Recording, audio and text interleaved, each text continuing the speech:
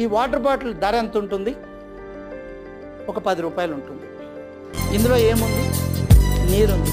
మరి ఈ బాటిల్ ఈ నీరు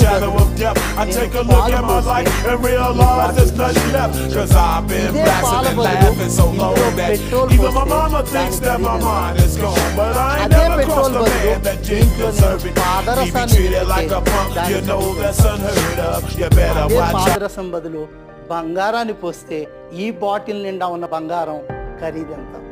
అంటే బాటిల్ మారదు, కంటైనర్ మారదు, కంటెంట్ మారుతుంది, మన కంటెంట్ మారుతుంది.